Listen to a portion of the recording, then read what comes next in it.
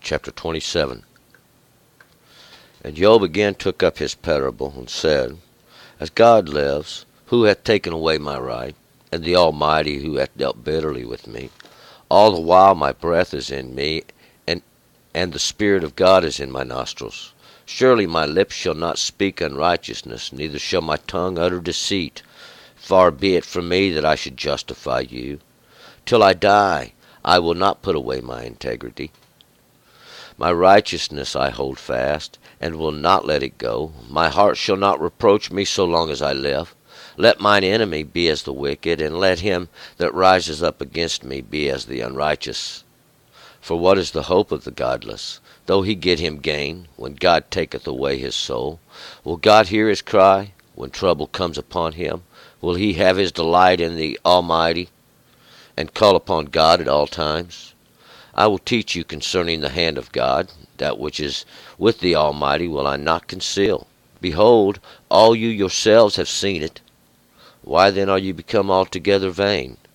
This is the portion of the wicked man with God, and the heritage of the oppressors, which they receive from the Almighty.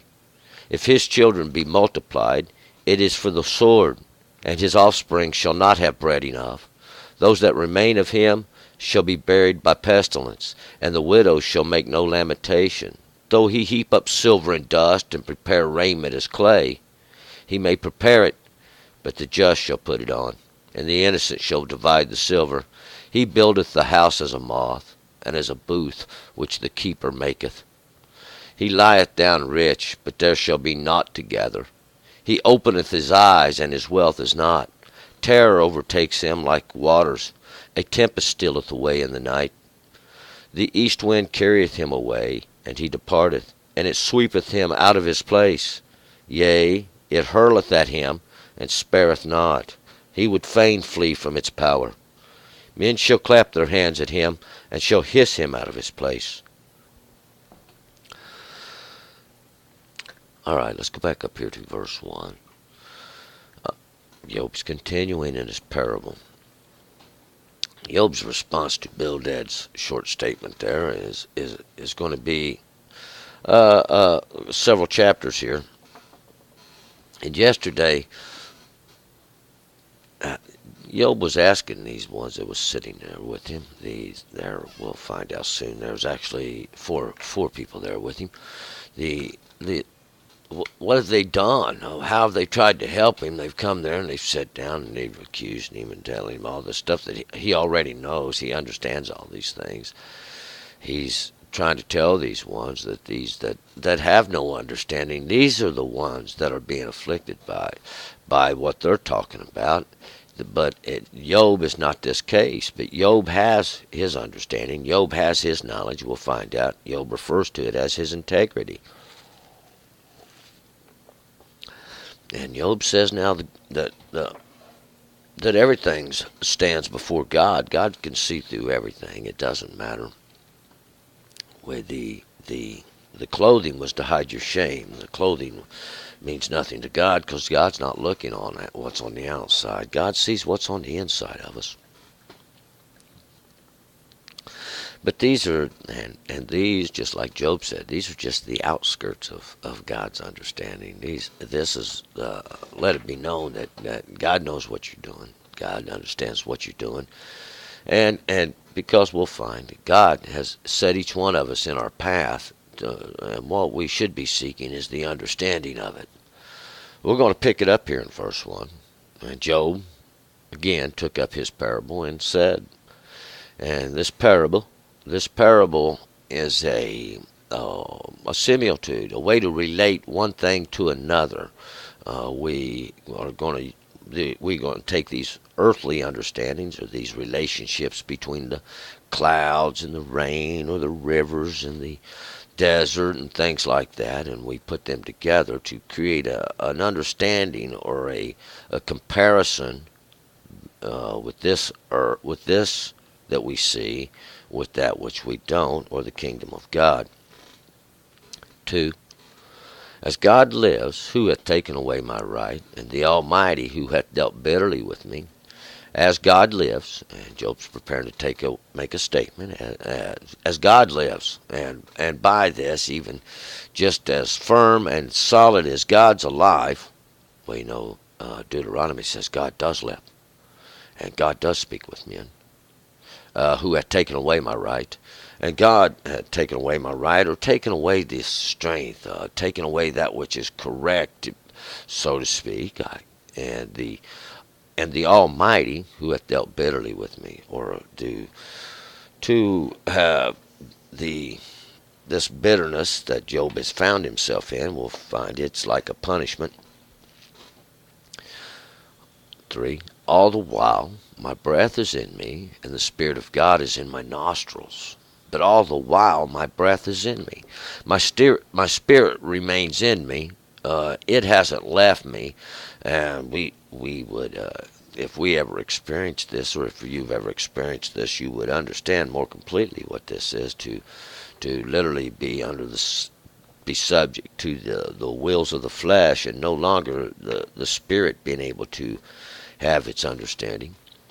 But generally, when someone receives the breath of life, or the breath of understanding enters into you, that from receiving the law, see, and this that gives you life, wherein you might live, there generally is such a greater understanding that the odds of you transgressing are going to be greatly limited.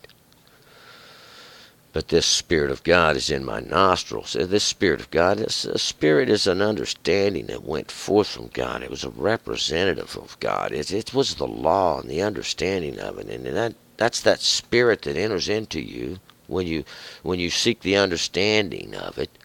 And it's in your nostrils. And that's where you breathe in that life, the sweet portion of life, that which we can smell, that which has odor. For surely my lips shall not speak unrighteousness, neither shall my tongue utter deceit. Surely my lips, these things that work, my mouth, that which pours out, I ain't going to speak any unrighteousness. I'm not going to speak injustice. I'm not going to come to you saying you should do those things that are not correct. Neither shall my tongue utter deceit.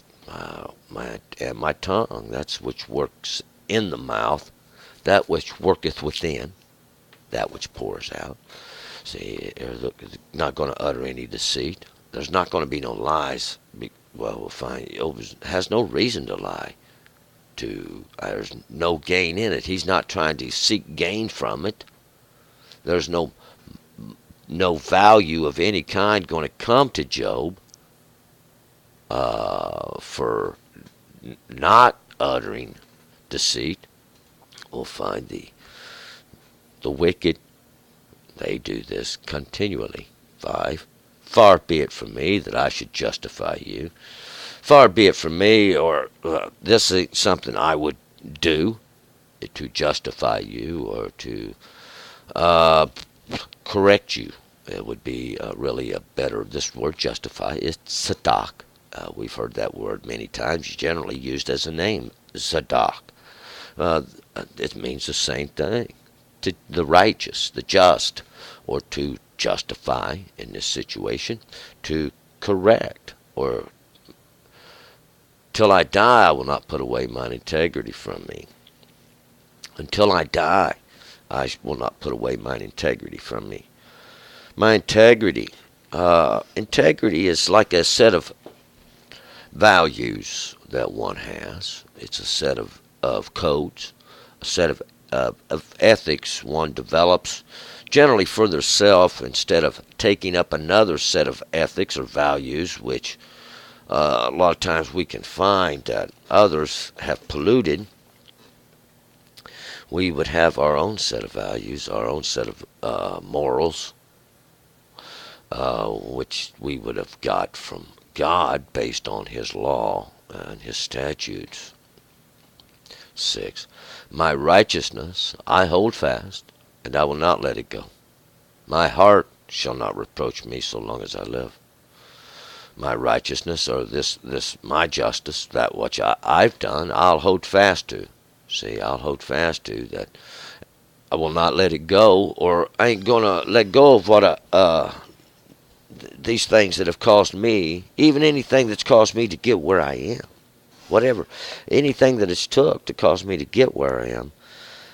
My heart's not going to reproach me, for I'll know that, see, God laid that path. God set that path in order to correct me, in order to bring me by the way that I should go. See, God led me by the way that I should go. He brought me by that way.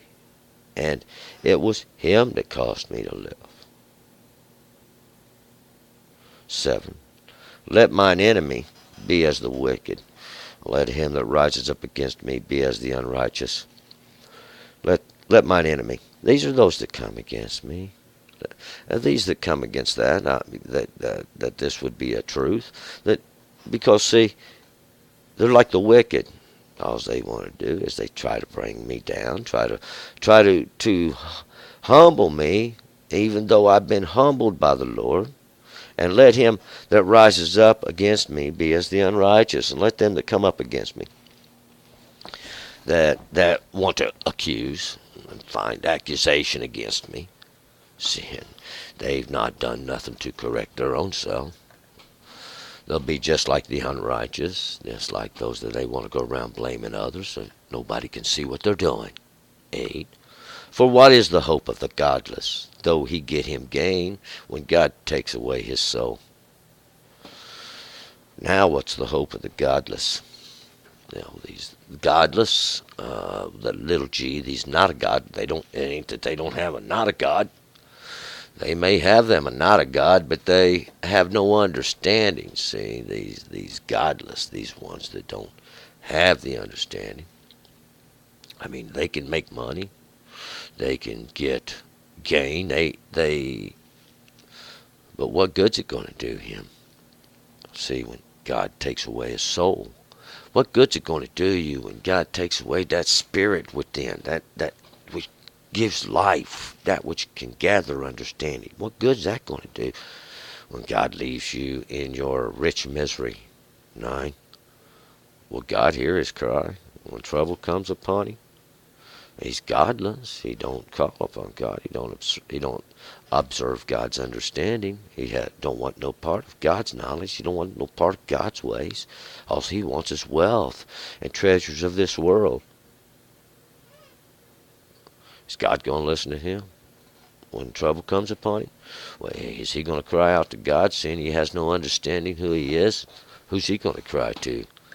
A man-made object, something that men have made, some kind of whittled out object we can see, something we can actually look at with these eyes and say, there it is. 10. Will he have his delight in the Almighty and call upon God at all times? Will he have his delight in the Almighty? Will he find his happiness in God? No, that's not what he's doing. He don't call upon God.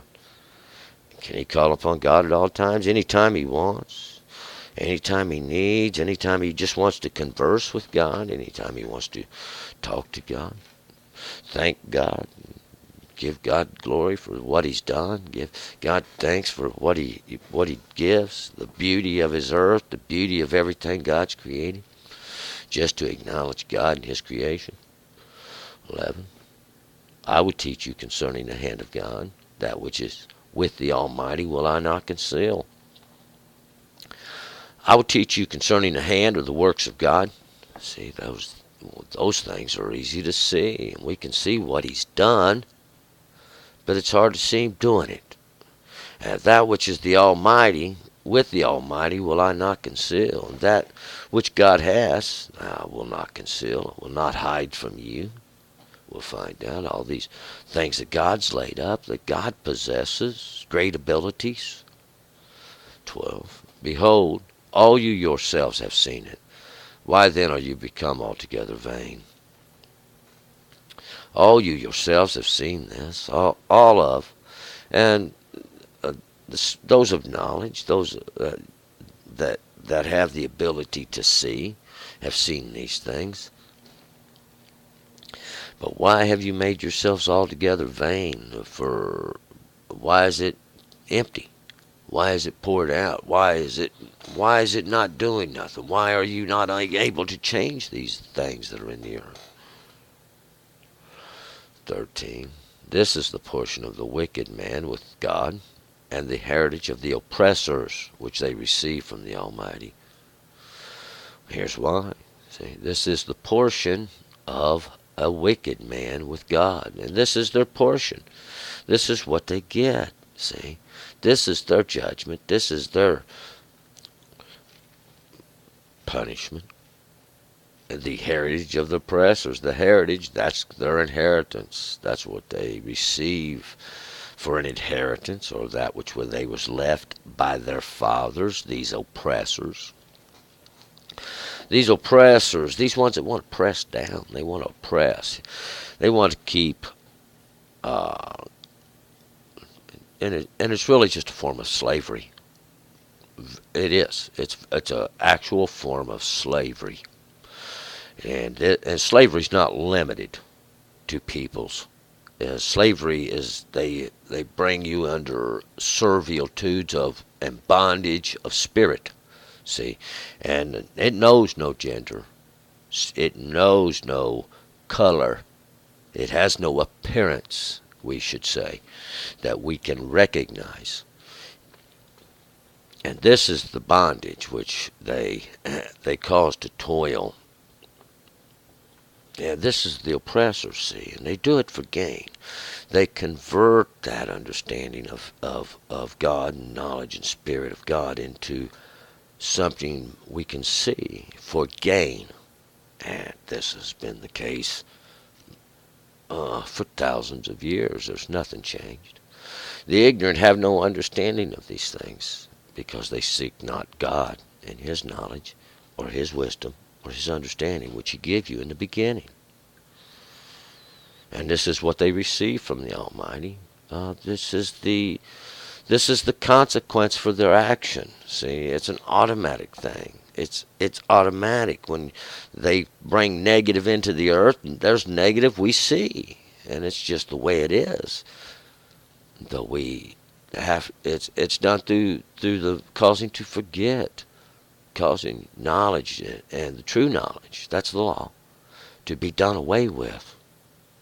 14. If his children be multiplied, it is for the sword, and his offspring shall not have bread enough.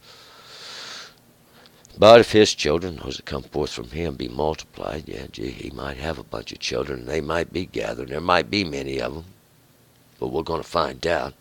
It's for the sword. It's for the sword, and that sword at the end is going to be the Word. And what the Word is very simple. There's just a few of them. There's just a few of them that it takes to defeat. See? And all the knowledge and understanding will come from those. His offspring shall not have bread enough, substance enough. There's not enough substance. They're starving. Yes, they're starving. 15.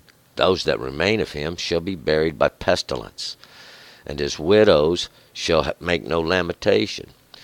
Those that remain of him, those that are left behind, those that are who survive, are buried by pestilence, buried by every manner of affliction.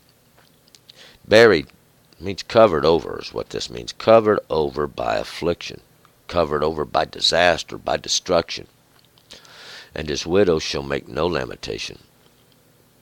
His widows, that's the woman without a husband. See, that thing from man without a keeper. It's like a little teaching that's got nobody to say, to take responsibility for it. It's a reflection of an understanding that has no keeper, no protector. 16.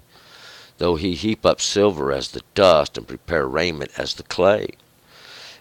Though he heap up silver and gather riches. Silver's that which passes through the fire, and it's caused to pass through the fire, to be formed as the dust, and it's this to gather the silver as dust, just like the dust of the earth. He may be greatly wealthy, and he prepare raiment as the clay. Clay is something that there's abundance of too. Clay is an abundance found in the earth. He may prepare his raiment as clay. Or raiment is garment, something we put on. A garment we could put on would be act like a priest and put on the garments of a priest, or to play that role, or a doctor, or a lawyer, or a judge, to play that role, or a greater leader than those. Those are just minor leaders. How about we could say if a king to put on such raiment as that. 17. He prepare it, but the just shall put it on, and the innocent shall divide the silver.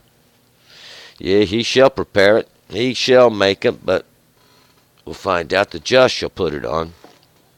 Those that are just shall wear it, because this raiment is the true raiment. It's that which was created by God, not by the hands of men.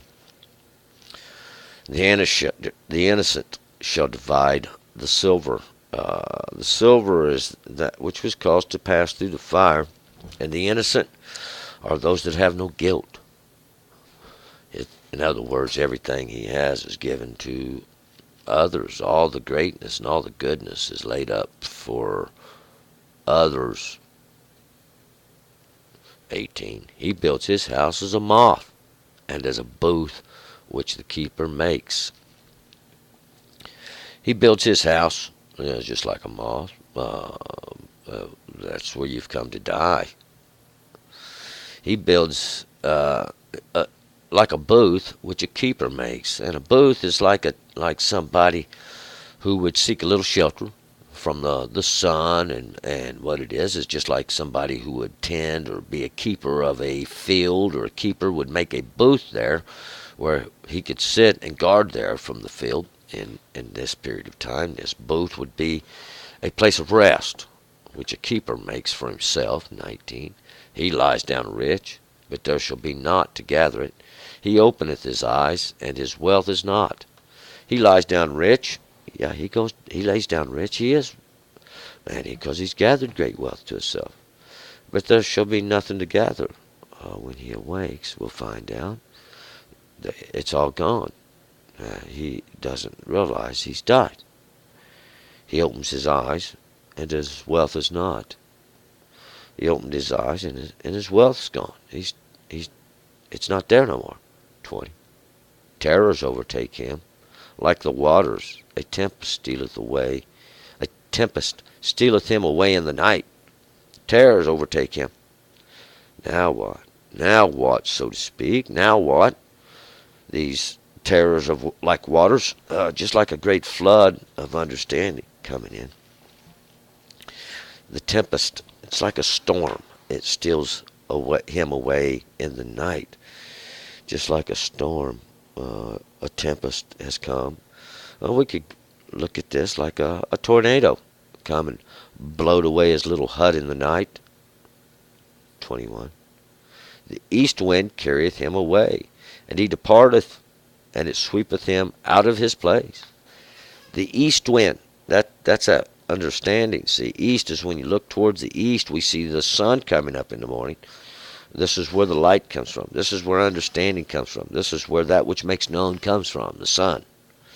Light, understanding, the goodness of the day, not the darkness. It's past, and the goodness comes, this east wind. And that wind, that's that time, that's which bloweth. See, it carries him away. He's gone. And he departs and sweeps him out of his place. He departs, he's gone. It swept him out of his place. Just like that tornado. That's east wind is also an evil wind. It's like a bad wind. A bad wind that comes and carries him away. A tornado, a great evil wind. Same comparison. It's a parable. 22. Yea, it hurleth at him, and spareth not. He would fain flee from its power. Yes, it hurleth at him. It comes at him with great power and throwing things. See, just like a tornado would. And it spares not. It doesn't care that he's wealthy. See, just like he has no knowledge of God, it has no knowledge of him. He would fain flee from its power. He would be caused to flee from its power. He would cause to flee from its power. We'll find out. Running. It's just the similitude of if he could, he would just as soon or be run away. 23. Men shall clap their hands at him and shall hiss him out of his place. Men shall clap their hands at him, at this wicked one, this wicked oppressor. This one, we'll find out, they hew themselves out of fat seed. That's who we're talking about. These are the wicked. Men shall clap their hands at him. This one, he represents it. This is a parable, him being an intentive singular, but there are many of him. Men will clap their hands at them, and or clap their works, sound off with joy, saying, "Yea, yea, he's gone." See, at last, and they shall hiss him out of his place. To hiss him is like to boo, boo, like that. That's to hiss. To word of scorn. To actually to just boo you out of your place till you're gone, and to look down upon you. This is. They'll be glad when he's gone. They'll be glad when he's gone. They'll rejoice. And it's their outcry of, "Oh, you've done a horrible work. You've done a bad work. What good have you done?" See, what good have you done? Let's move forward to chapter 28. Turn and return.